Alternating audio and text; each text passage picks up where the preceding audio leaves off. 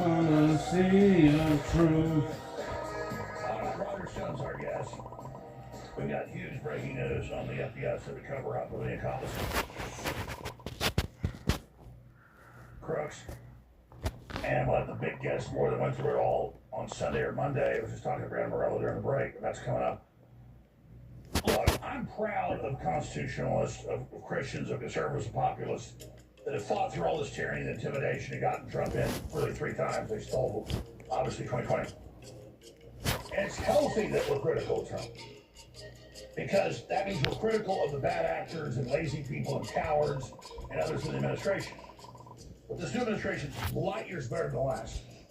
But to be black-pilled and say we're all doomed, that's not a good thing. But I think it's very healthy to criticize the problems that we see, and we see a lot of times, most of the time, response from Trump.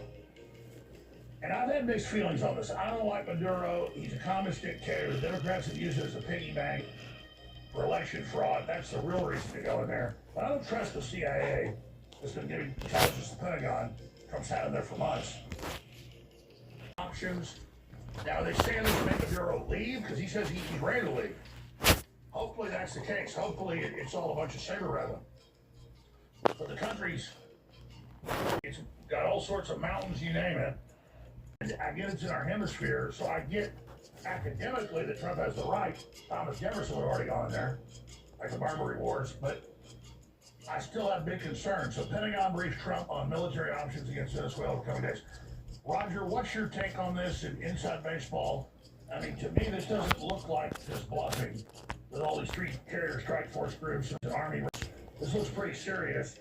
Maduro said to America, let's have peace, and all the rest of this. What do you think's about to happen? God knows I'm no neocon, but we cannot put up with encroaching communism in this hemisphere. Situation in Honduras, pro-Trump president of Honduras, Hernandez, they framed him for drug trafficking. It was a joke.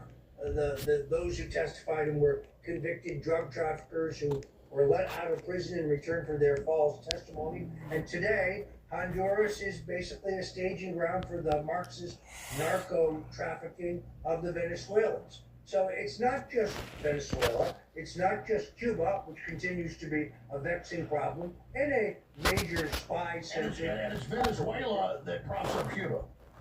And the Chinese